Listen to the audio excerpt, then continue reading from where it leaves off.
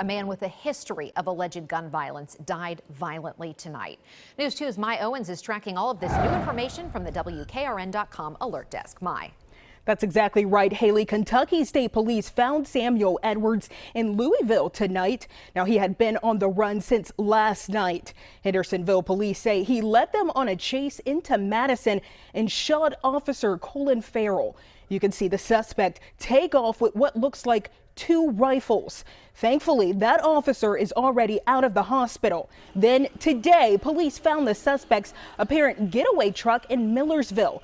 Now, officers somehow tracked him hours away in Louisville tonight. This is new video from the scene there. Kentucky State Police say they got into a shootout and the suspect died. We're still working to learn more about how this ended. Meanwhile, the Fraternal Order of Police tells me this guy should have been in jail before the shooting here happened. Tonight, new surveillance footage showing the moments after a Hendersonville police officer was shot. In it, you can see the suspect, 34-year-old Samuel Quentin Edwards, just steps away from this front door. I was terrified for them with those 2 giant guns, and he looked really close to their front doors. The video shows him walking through this Madison man's yard, 2 guns in hand. We immediately got up and made sure all our doors were locked, and we even have bars we keep in the door for extra security. This was within 1.5 miles of here, what happened last night, the reports we were getting last night. So this, I think, is the closest this kind of situation has happened. This case drawing the attention of the Fraternal Order of Police. The president telling me this is yet another case of a criminal being on the street that should have been in prison.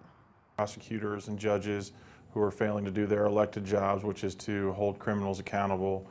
All of these policies are coming together to embolden criminals to be more aggressive towards law enforcement officers and the communities that we see day in and day out. Earlier this month, Edwards was accused of firing shots at another vehicle while intoxicated on I-40 in Cookeville.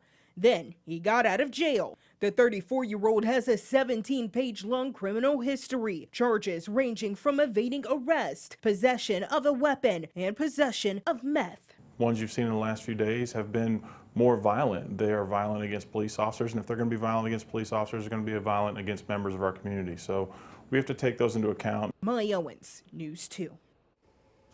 Now, this case highlights the importance of not leaving your keys in the car. Police believe the owner of this truck unintentionally provided a getaway car for the suspect by leaving the keys inside.